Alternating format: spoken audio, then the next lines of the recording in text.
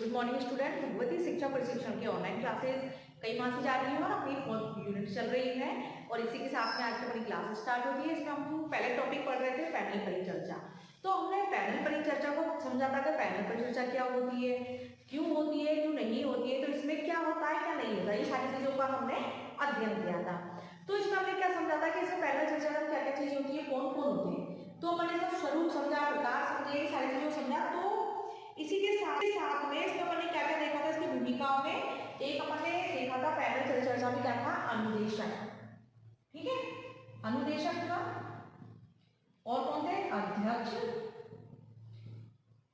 और क्या थे अपन ने 5 टॉपिक में स्वरूप में देखा था, समूह के सदस्य और इसमें श्रोतागण।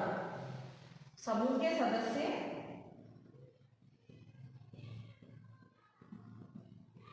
और श्रोता। तो हमने जो पैनल परिचर्चा का स्वरूप था उसको इसमें अपन ने देखा था कि स्वरूप को कैसे बनाया जाता है, कौन क्या करता है, क्या नहीं करता है। तो इसी के साथ में हमारी क्लास डाल लेते हैं। तो अपनी क्लास है BA, BSc, BEd, second year. और आज का जब हम टॉपिक पढ़ेंगे characteristics and utilities of panel discussion, यानी पैनल परिचर्चा के उपयोग व विशेषताएं, है ना, यानी विशेषता एवं उपयोगिता, यानी पैनल परिचर्चा की पैनल परिचर्चा की उपयोगिताएं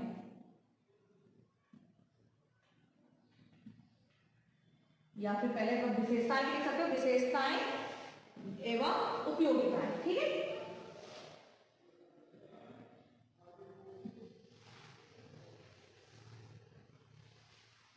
विशेषताएं एवं उपयोगिताएं।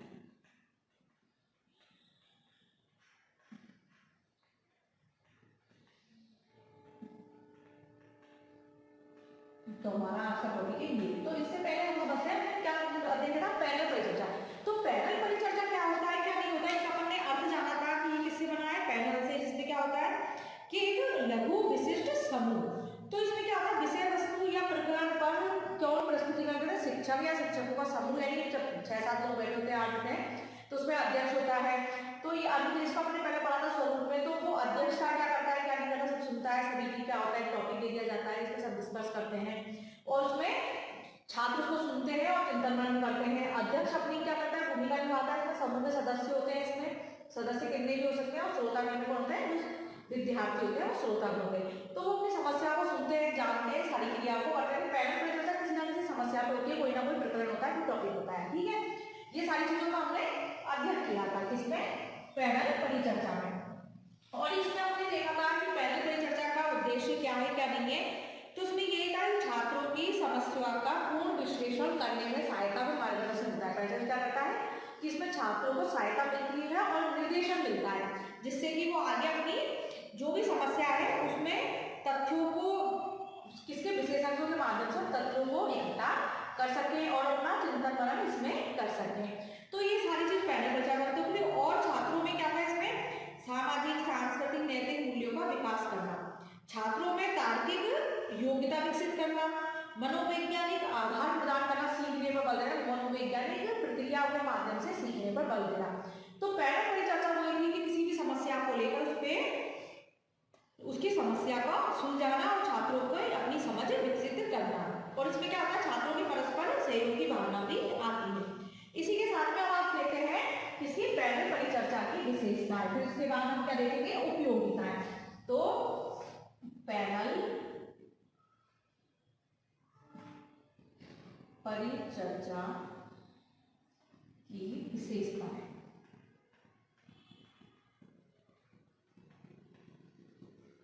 तो विशेषताएं देखते हैं कौन कौन सी विशेषताएं, कौन सी नहीं है। पैनल परिचर्चा का टॉपिक पहले पढ़ चुके हैं इसको, तो हमें इसको समझने में ज्यादा वक्त नहीं लगेगा कि विशेषताएं क्या है। तो इसमें अपने देखा प्रकरण अथवा समस्या को विभिन्न जगह समझने के लिए छात्रों को क्या देता है, पर्याप्त अवसर मिलते हैं। किसमें, पैनल परिचर्चा में। देखा है तो इसमें पैनल परिचर्चा का क्या था कि इसमें पैनल बना लेना व्यक्तियों का, विशेषज्ञों का, जिससे कि जो भी समस्या है वो सुलझ सके। तो इस प्रकार से अपने ये चीज देखी थी, फिर अपन ने कहा था कि अपन इसकी विशेषताएं और इसकी उपयोगिता देखेंगे क्योंकि वो जरूरी है। तो हम इसकी विशेषता देखना, विशेषता क्या है कि पहली विशेषता है पैनल परिचर्चा प्रकरण तथा समस्या को विभिन्न दृष्टिकोण से समझने के लिए छात्रों को पर्याप्त अवसर देता है या देती है। क्योंकि पैनल परिचर्चा है, अपन को मालूम है कि समस्या, इसमें समस्या होती है, उस पर अपन क्या करते हैं, डिस्कस करते हैं, डिस्कस होता है सभी विशेषज्ञों का। तो सुनने श्रोतागण जो होते हैं, जो विद्यार्थी सुनने वाले होते हैं, तो वो सोचते हैं, वो करते हैं, उनका चिंतन मनन होता है, वो सोच तर्क शक्ति का विकास होता है सब में, तो वो समझते हैं, समझ जाते हैं समस्या का निराकरण कैसे हुआ कैसे नहीं, क्योंकि सभी विशेषज्ञ होते हैं, उसी टॉपिक से रिलेटेड होते हैं, तो वो सभी समस्या को हर प्रकार से उसमें सुलझाते हैं, तो बच्चों को चीज समस्या सुलझ जाती है। तो पैनल परिचर्चा प्रकरण तथा समस्या को विभिन्न दृष्टिकोण से समझने के लिए छात्रों को अवसर देती है, क्योंकि उसमें अलग अलग सब्जेक्ट के भी विशेषज्ञ हो सकते हैं, कोई अलग क्षेत्र के हो सकते हैं, किसी भी प्रकार के विशेषज्ञ हो सकते हैं। तो इसमें जो प्रकरण है, जो समस्या है, तो उस समस्या को विभिन्न दृष्टिकोण से समझने के लिए छात्रों को पर्याप्त अवसर मिलता है। इसी के साथ में दूसरा है, इससे छात्रों में तर्क शक्ति का विकास किया जाना संभव है, यानी बच्चों में जो अपने विद्यार्थी हैं उनकी तर्क शक्ति का विकास किया जा सकता है। और फिर तर्क शक्ति की आती है, मतलब दूसरों से वो प्रश्न पूछने की, उत्तर जानने की, समस्या को सुलझाने का विकास भी किससे हो सकता है, पैनल परिचर्चा से। इनको समझते हैं, देखते हैं, अपने सामने विशेषज्ञों को देखते हैं, अलग अलग क्षेत्र के हैं, अलग अलग विषय के हैं, या फिर एक ही विषय के भी हो सकते हैं, लेकिन उनका क्योंकि जगह अलग अलग जगह होते सकते हैं, तो उनकी सोच, उनका जो ज्ञान है वो अलग टाइप का होता है। मतलब ज्ञान का जब क्षेत्र अलग है, विषय अलग है, तो ज्ञान भी अलग अलग टाइप का होगा, अलग उसका होगा, मतलब कोई मतलब एक क्षेत्र के हिसाब से भी होता है, कोई की ज्यादा ज्ञानी होते हैं बहुत। तो पैनल विषय आते हैं, उनके लिए इसमें क्या होता है, उनके बीच में जो प्रक्रिया होती है, जो उनके प्रश्नों के उत्तर जानने की, तर्क शक्ति करने की, तो उनको देखते हैं बच्चे, तो उनमें तर्क शक्ति का विकास किया जाना संभव हो जाता है, किससे, पैनल विषय से। और तीसरा पॉइंट है, इससे छात्रों में समस्या समाधान की प्रवृत्ति जन्म लेती है, यानी बच्चों का यह है कि अंदर ही अंदर विद्यार्थी ये नहीं कि समस्या है और वो किसी को बता नहीं रहे, पूछ नहीं रहे, तो वो से क्या होता है, समस्या जहाँ है वो वैसी की वैसी रह जाती है। लेकिन जो पैनल परिचर्चा का पॉइंट है, पैनल परिचर्चा है, तो इसमें क्या होता है कि छात्र इसमें क्या करता है, उसमें समस्या समाधान की प्रवृत्ति आती है, वो इन चीजों को देखकर और वो अपनी समस्याओं को और आगे समझने की कोशिश करेगा, वो सुलझाने की कोशिश करेगा। तो बच्चों में पैनल परिचर्चा से समस्या समाधान की प्रवृत्ति भी जन्म लेती है, यानी उनमें ये आदतों का निर्माण हो जाता है कि किस प्रकार से समस्या है, कैसी समस्या है, उसको किस प्रकार से सुलझाया जाए और किस माध्यम से सुलझाया जाए, तो वो सारी चीजों को वो समझ लेता है। इसी के साथ में हमारा चौथा पॉइंट है, वो ये है, इससे छात्रों में सृजनात्मक तथा आलोचनात्मक विश्लेषण एवं विवेचना की क्षमता में योग्यता का विकास होता है। किसमें, ये छात्रों में सृजनात्मक क्या होता है कि बच्चों में कल्पना करने की शक्ति, सृजन करना, मतलब उनके अंदर निर्माण करना, सृजनात्मक जो होता है। तो हम कहते हैं कि कभी किसी बच्चे को कोई चीज मूर्ति बनाना सिखाते, कोई चीज बनाना सिखाते, तो बच्चा क्या करता है, उसको सीखता है, देखता है ना, सीख जाता है। तो उसमें क्या होता है, किसी चीज को निर्माण करने की प्रवृत्ति का जन्म होता है, सृजनात्मकता उसमें आ जाती है, किसमें, विद्यार्थी में। तो इस प्रकार से जो पैनल परिचर्चा है, तो वो इसमें सीख जाएगा कि किस प्रकार से समस्या को सुलझाना कैसा करना है। और तथा आलोचनात्मक, यानी आलोचनात्मक ये मतलब नहीं है कि आलोचना करना, आलोचना नहीं, मतलब कोई भी चीज है उसकी अच्छाई बुराइयों को जानना कि इसमें क्या है क्या नहीं, उसका अंतर जानना कि अच्छाई बुराई में दोनों में अंतर क्या है क्या नहीं है, इन चीजों का अंतर करना भी इससे आलोचनात्मक विश्लेषण एवं विवेचना की क्षमताओं और योग्यताओं का विकास होता है। किसमें, विद्यार्थियों में। कैसे होता है, क्योंकि जब पैनल परिचर्चा चल रही है, विशेषज्ञ कर रहे हैं, कोई समस्या बात चल रही है, उनमें कौन सी चीज हो रही है, तो बच्चे क्या करेंगे, उनको सुनेंगे, उनको देखेंगे कैसे हो रहा है, तो वो अंतर करना सीख जाएंगे कि इसकी समस्या का सोल्यूशन कैसे निकलेगा, कैसे नहीं निकलेगा, कौन सी सामग्री होगी, कौन सी नहीं होगी। तो सभी का विश्लेषण विवेचना करने की क्षमता और योग्यता का भी विकास हो जाता है विद्यार्थियों में, किससे, पैनल परिचर्चा से। और हम देख लेते हैं पांचवा पॉइंट, क्योंकि जो पैनल परिचर्चा है इसमें दे तो बना देंगे समस्या, क्योंकि पैनल किसी समस्या पे ही होती है, कोई ना कोई चीज होगी जो उसकी समस्या होगी। मैंने आपको एक चीज भी और बताई थी कि अपन इसका एक प्रारूप कहाँ देख सकते हैं, इसका एक प्रारूप देख सकते हैं, तो समाचार बोले जाते हैं, वहाँ पे कभी भी किसी की समस्या होती है, कोई क्षेत्र की होती है, तो अलग अलग विशेषज्ञ बिठाए जाते हैं, कोई कौन सी जगह का होता है, कोई कहाँ का होता है, क्षेत्र के हिसाब से भी होती है, तो उनसे वो समस्या पूछी जाती है। कभी देखा जाओ बीजेपी, कांग्रेस, अलग अलग वो सत्ता के लोग भी बैठे होते हैं, न्याय नेता वगैरह देखे, तो वो सब क्या करते हैं, ये पैनल परिचर्चा होती है। कोई एक समस्या होती है, उसमें सभी की अपनी अपनी राय होती है, तो उस पर होता है, जिससे क्या समस्या का समाधान निकाला जा सकता है। इसी के साथ में अपना है छात्रों में जनतांत्रिक मूल्यों का विकास होता है। इससे छात्रों में जनतांत्रिक मूल्यों का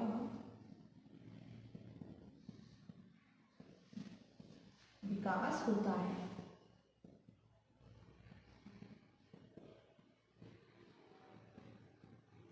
ठीक है, जनतांत्रिक मूल्य मतलब समझना किस चीज की, अपने अधिकारों की। जो जनतांत्रिक मूल्य है, जो सत्ता लोगों से जुड़े हुए हैं, उन चीजों की समस्या को जानने का, उनकी वैल्यूज रखने का भी विकास इससे होता है, पैनल परिचर्चा से।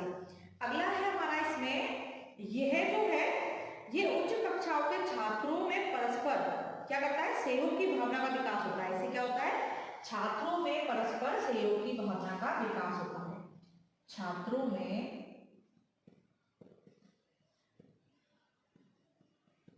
परस्पर सहयोग की भावना का विकास होता है।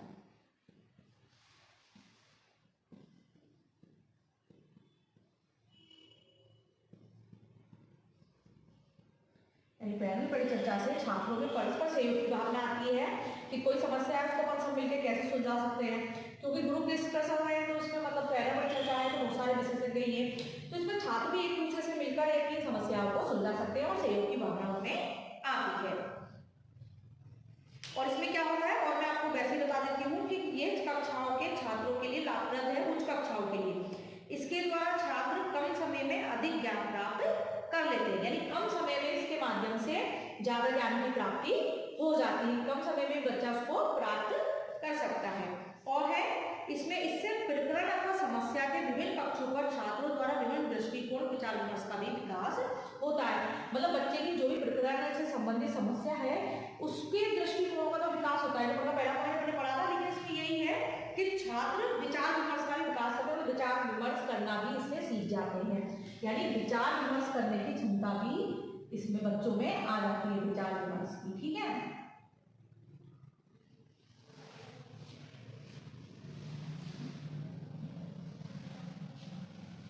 यानी विचार विमर्श की क्षमता, मतलब बच्चा इसमें जो देखता है विशेषज्ञों को तो विचार विमर्श करना सीख जाता है, मतलब किसी भी चीज पर अपनी राय देना, अपने अंदर जो योग्यता लाना, क्षमता का विकास करना, जिससे कि वो जो भी वो है उस पर अपने विचार स्पष्ट कर सके और अपने विचारों को किसी के सामने रख सके। ये सारी चीजों का इसमें विकास हो जाता है किसमें, पैनल परिचर्चा में। तो हमने इसकी विशेषताएं देख ली कि कौन कौन सी होती है, कि पैनल प्रकरण तथा समस्याओं को विभिन्न दृष्टिकोण से समझने के लिए छात्रों को पर्याप्त अवसर देता है। इसी के साथ में इससे छात्रों में तर्क शक्ति का विकास होता है, समस्या समाधान की प्रवृत्ति का जन्म होता है, समाधान करने की प्रवृत्ति भी बच्चों में आ जाती है। अब विद्यार्थी में सृजनात्मक और आत्मक विश्लेषण विवेचना की क्षमता, किसी भी चीज का निर्माण करना, किसी को समझना, उसके प्रति अपनी राय रखना, उस पर विचार विमर्श करना और उसकी आलोचना, उसकी अच्छाई बुराइयों को जानने की भी क्षमता और योग्यता का विकास हो जाता है। इससे पहले मतलब विद्यार्थी में ये सारी चीज आ जाएगी तो विद्यार्थी अपने जीवन में निर्णय लेना सीखेगा इन चीजों से। सबसे बड़ा वही चीज है इसमें विशेषता कि बच्चा इसमें मूल्यों को जानता है, अपने विचार विमर्श की तर्क शक्ति, अपने अंदर की जो आत्मचिंतन की वो है, उन सारी चीजें उसके अंदर आ जाती है इनके माध्यम से। जब बच्चा इन सब चीजों का निर्माण करना सीख जाएगा, सब चीज सीख जाएगा, तो उसको कभी समस्या नहीं आएगी।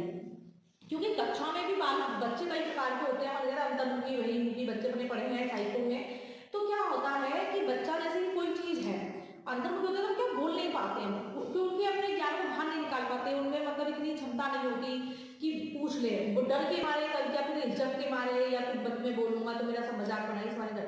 लेकिन ये जब चीजें होती हैं तो बच्चों में क्या इन सब चीजों का अपन पैनल पर चर्चा है, दल शिक्षण है, कॉन्फ्रेंस है, सेमिनार, ये सब करते हैं, तो इससे जो झिझक होती है बच्चों को बाहर आते हैं, वो देखते हैं और फिर वो सीखते हैं। तो इन चीज़ों का यही फायदा है कि बालक में आत्म अभिव्यक्ति की क्षमता भी इन चीज़ों से आ जाती है। अब हम देखते हैं इसमें क्या कि उपयोग, पैनल परिचर्चा के उपयोग देखते हैं। अब हम इसको देखते हैं, आप इनको नोट कर लो। आपको समझ में तो आ ही रहा होगा कि पैनल की विशेषता क्या है। हमने विशेषताएं देख ली और अब हम इसके बाद इसका उपयोग देखेंगे कि उपयोग क्या है।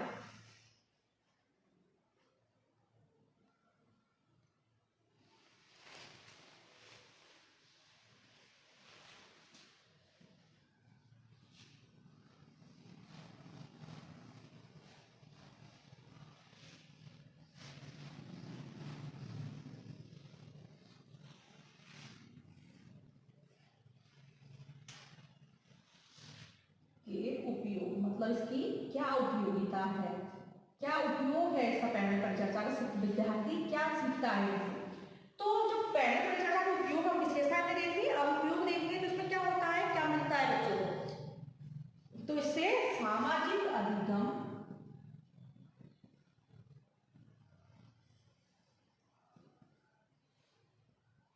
को प्रोत्साहन मिलता है।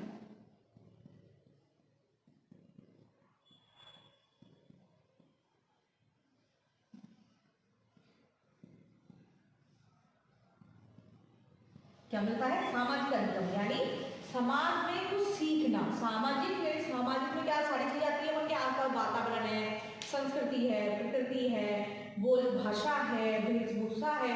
तो ये अधिगम मतलब सीखना। अधिगम का क्या होता है अपना सीखना। ये तो मतलब स्टार्टिंग में पढ़ रहे हैं सब अधिगम। तो इसका मतलब होता है सीखना, यानी पैरल उपयोग से बच्चा सामाजिक अधिगम को सीखने में प्रोत्साहन मिलता है। मतलब बच्चा इससे सोशल लर्निंग सीख जाता है। और दूसरा है ज्ञानात्मक तथा भावात्मक पक्षों के उच्च उद्देश्यों की प्राप्ति होती है। ज्ञानात्मक एवं भावात्मक, मतलब ये पैनल परिचर्चा के क्या उपयोग है, इसकी उपयोगिता क्या है। तो हम इन्हीं को देख रहे हैं, उपयोगिता क्या है। जब सामाजिक अधिगम समाज में प्रोत्साहन मिल रहा है, उसको सीखना मिल रहा है, तो दो ही चीजें, बच्चा कैसे सीखे। अपना उद्देश्य ये रहता है कि बच्चा सीखना चाहिए। ज्ञानात्मक एवं भावात्मक पक्षों के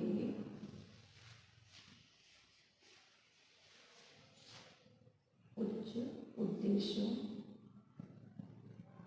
की प्राप्ति होती है।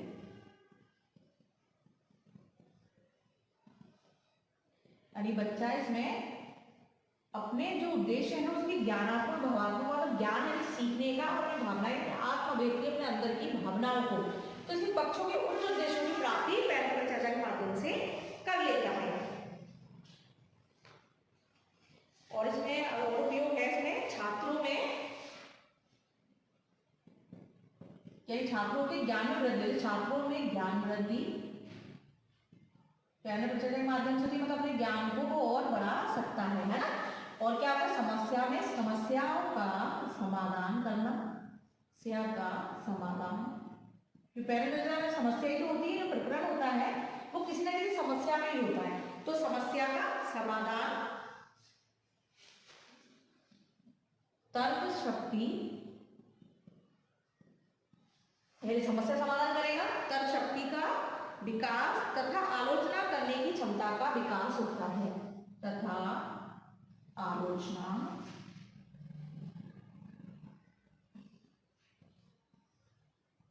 करने की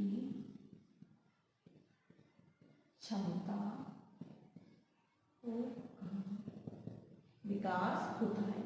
क्योंकि बच्चे में ये सारी चीज होनी चाहिए, तभी वो अपने अध्ययन को अच्छे से, मतलब सीखने का कार्य अच्छे से, मतलब अगर विद्यार्थी में सारी चीज नहीं है तो बच्चा कुछ नहीं कर सकता, वो शिक्षण उसका अच्छा नहीं होगा। तो इसलिए बच्चे में ये सारी चीजों में, छात्रों में इसके माध्यम क्या होता है, ज्ञान वृद्धि होती है, समस्या समाधान करना सीख जाता है, तर्क शक्ति का विकास होता है, और आलोचना करने की क्षमताओं का विकास भी होता है। तो इसी के साथ में और क्या था, छात्रों में परस्पर सहयोग की भावना, परस्पर सहयोग की भावना का भी विकास होता है।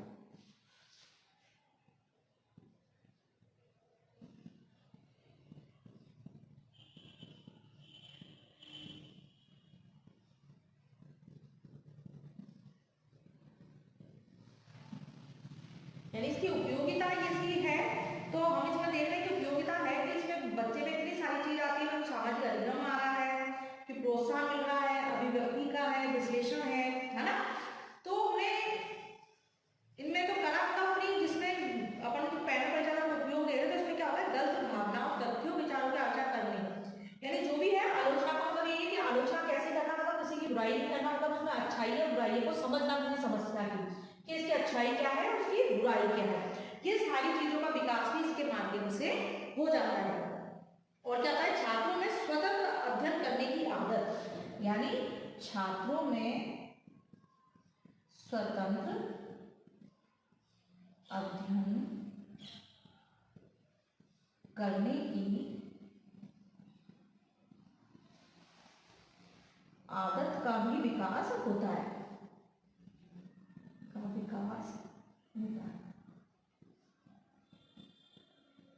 मतलब वो बिना बर्डन के, बिना उस डर के अपना अध्ययन कर सकता है। और तर्क शक्ति तो हमने देखा था, तर्क शक्ति की वो आती है, इसमें समस्या समाधान क्षमता प्रवृत्ति का विकास किया जाता है। और निर्णय लेने में समस्या के लिए व्यापक उपायों के अवसर भी इसमें मिल जाते हैं, मतलब इसमें पैनल परिचर्चा के माध्यम से। तो इसके उपयोग है निर्णय लेने एवं समस्या समाधान के लिए, निर्णय लेने व समस्या समाधान के उपागम, मतलब जो उपागम होते हैं कि किस प्रकार से हम निर्णय लेने और समस्या समाधान के कौन से उपागम हो जिनके माध्यम से वो सुलझाया जाए, उपागमों प्रयोग का अवसर भी मिल जाता है। उपागमों के प्रयोग के अवसर भी प्रदान हो जाते हैं, ठीक है ना। यानी इनको अवसर मिलता है किससे, पैनल परिचर्चा से, कि निर्णय लेने और समस्या समाधान का उपयोग किस प्रकार करें, कैसे नहीं हो, तो ये अवसर इसके माध्यम से उनको दिए जाते हैं, यानी मिल जाते हैं, दिया जाता है। यानी निर्णय लेने में समस्या समाधान के उपायों प्रयोग के अवसर मिलना इसके माध्यम से, पैनल परिचर्चा के माध्यम से। तो हमने इतने सारी चीजें देखी, इनको समझा और ज्ञानात्मक पक्ष, भावनात्मक पक्ष देखा, उद्देश्यों की प्राप्ति देखी, छात्रों में अपनी आलोचना सुनने की क्षमता का विकास, मतलब छात्र अपनी आलोचना सुनने का भी, मतलब खुद की आलोचनाओं को भी वो उसमें सुन सकते हैं, मतलब उनके सामने आलोचना होती है, उनकी समस्या कैसे आई, कैसे उनकी कहाँ गलतियां थी, कहाँ अच्छाई थी, सारी चीजों का भी इसमें पता लग जाता है। तो हमने इसके उपयोग देखे, विशेषताएं देखी, तो इसमें यही है सामान्य अधिगम प्रोत्साहन, ये सारी चीज इसमें आई। तो इसमें हमने ये सब चीज देख ली है। तो इससे क्या होता है कि जो पैनल परिचर्चा है, तो इसमें अपन ने पढ़ा था पहले, तो इसमें यही था कि बच्चा, विद्यार्थी इसमें ज्यादा सीखता है, अपनी जो समस्या है उनको सुलझाने का ज्यादा प्रयास इसके माध्यम से कर लेता है। तो कई बार क्या होता है कि कक्षा में विद्यार्थी होते हैं, तो कई शिक्षक हैं, तो शिक्षकों से समस्या नहीं कहते, नहीं रख पाते, और कई समस्या ऐसी होती है जो नहीं सुलझ पाती है, तो उनके लिए पैनल परिचर्चा का गठन किया जाता है। तो इसलिए क्या जाता है कि विशेषज्ञ की जो समस्या है वो कैसे सुलझाया जाए, कैसे ना सुलझे, उनका कौन सा तरीका होगा, तो ये सारी चीजें अपने जो विद्यार्थी जो होते हैं, तो महाविद्यालय और विद्यालयों में ये चीज क्यों की जाती है, इसलिए की जाती है कि बच्चे उनको देखकर कुछ सीखे, जो समस्या है उनके सामने रखें, और रखे तो उनमें किस प्रकार से डिस्कशन होता है, वो कैसे राय देते हैं, कितनी शांति तरीके से किस प्रकार से समझाते हैं उस समस्या को, तो वो सारी चीज बच्चा देखता है, तो उनसे वो सीखता है, और सीखेगा तो आगे वो भी क्रियाओं को करेगा, और इन समस्या को सुलझाना, किस प्रकार से सुलझाए के तरीके कौन से थे, ये सारे तरीके भी वो उनसे सीख जाते हैं। और इसमें बच्चा स्वतंत्र होता है, क्योंकि बच्चा इसमें जो समूह के सदस्य वगैरह जो हमने देखा था, सदस्य श्रोता करते, तो वो विद्यार्थी थे, और उसमें शिक्षा के विशेषज्ञ थे। तो इसमें बच्चों की जो समस्याएं हैं तो उनको वो सुलझा सकता है। तो अब इसमें हम देखें कि क्या था, तो इसमें एक जो इसके अपन ने देखे थे उसके सिद्धांत वगैरह क्या है, तो हमने इसमें सिद्धांत को देखे थे अपन साथ में। तो सिद्धांत इसके यही है कि प्रत्येक सहभागी को अपने विचार अभिव्यक्त करने के समान अवसर देना और सक्रिय सहभागिता प्रेरित करना, एक दूसरे विचारों का सम्मान करना और आधुनिक सिद्धांत पर आधारित करना, मतलब जो नई नई चीजें हैं उनको, जो पहले परिचर्चा है, जो अपना नवाचार है, तकनीकी शिक्षा में नवाचार पढ़ रहे हैं ना, वो जो 4 यूनिट है, तो इसमें यही है कि किस प्रकार से आधुनिक शिक्षा में नवाचार है, क्योंकि पहले जो पुराना था उसमें ये सारी चीज नहीं होती थी, अब तो पहले परिचर्चा इसलिए है कि बच्चा समस्या को सुलझा ले, तो इसलिए तो हमने विशेषताएं देखी और इसके उपयोग देखे कि इसके उपयोग क्या है क्या नहीं है, और हमने इसका अर्थ वगैरह को देख लिया था कि कार्टराइट ने क्या कहा था, पैनल परिचर्चा विचार विमर्श की आधुनिक विधि है। किसने कहा था ये कार्टराइट ने कहा था कि ये एक ऐसी विधि है विचार विमर्श की आधुनिक विधि कहा था कार्टराइट ने। तो इसलिए आधुनिक विधि कहा था कि जिसमें चर्चा जन समूह तथा छात्रों के समक्ष की जाती है। जो भी 8 या 9 व्यक्ति का समूह होता है उनके समक्ष विचार विमर्श किया जाता है किस पर, समस्या। इसका उद्देश्य में यही है कि छात्रों की समस्याओं का पूर्ण विश्लेषण करने में सहायता और मार्गदर्शन देना। क्या उद्देश्य है कि समस्या को सुलझाना और उनको मार्गदर्शन प्रदान करना, और जो भी सूचनाएं तथ्य है उनको विशेषज्ञों के माध्यम से एकत्रित करना, ये भी था इसके अंदर जो उद्देश्य अपन देख रहे हैं। उद्देश्य क्या है, इसके उपयोग क्या है इसमें, और इसके माध्यम से सामाजिक सांस्कृतिक मूल्यों का विकास करना, नैतिक कि किस प्रकार से विकास हो। और छात्रों में सबसे बड़ी यही है तार्किक क्षमता आती है, चिंतन करने की, तर्क करने की क्षमता का विकास भी पहले पर चर्चा के माध्यम से किया जा सकता है। इसमें क्या है, जो क्रिया होती है किस पे बल देती है, सीखने पर। विद्यार्थी ज्यादा से ज्यादा उन चीजों को सीख जाए, किस प्रकार से सीखे, कैसे नहीं सीखे। तो पहले चर्चा मुख्य उद्देश्य यही है कि बच्चा इसमें समस्याओं सुलझा लेता है, तर्क करने की क्षमता आ जाती है, और सामाजिक अधिगम का विकास, प्रोत्साहन मिलता है सामाजिक सांस्कृतिक मूल्यों को सीखने का और अपनी समस्याओं को समक्ष रखने का। और इसमें क्या है, सहयोग की भावना आती है, दूसरों को सुनने की आती है, जो नई नई चीजें हैं उनको सीखने का मौका भी पहले पर चर्चा के माध्यम से मिल जाता है। तो इतनी सारी चीजें इसमें सीखने मिलती है। इसलिए एक ऐसा नवाचार है जिसके माध्यम से विद्यार्थी का विकास होता है। यानी अपन कहते हैं ना सर्वांगीण विकास, सर्वांगीण विकास। तो सर्वांगीण विकास में मतलब सारी चीजें आती है कि सामाजिक, आर्थिक, राजनीतिक सभी चीज का विकास करना और उसको अच्छे से अच्छा ज्ञान प्रदान करना। तो पहले परिचर्चा का उद्देश्य यही है कि बालक का कैसे भी करके समस्या समाधान प्रकरण जो भी है उसकी समस्या किस प्रकार सुलझा जाए, कैसे ना सुलझा जाए, और सुनने की क्षमता का विकास से होता है। तो हमारा पहला परिचर्चा जो टॉपिक है वो यही खत्म होता है। इसके बाद अपना अगला टॉपिक लेंगे इसी यूनिट का। इसी के साथ में धन्यवाद।